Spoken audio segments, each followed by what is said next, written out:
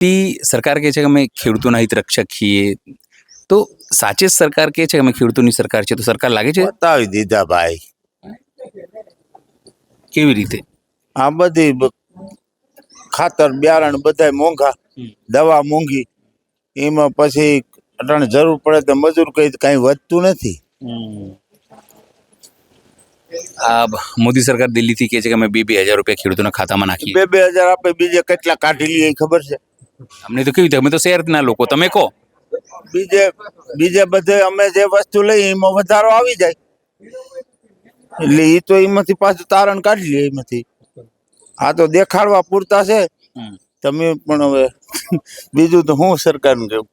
ના ના, એટલા માટે જ ભૂપેન્દ્ર પટેલ છે સીએમ, એ કહે છે કે અમે મૃદુ અને મક્કમ છીએ, ખેડૂતો માટે આટલી બધી સહાયો આપીએ છીએ.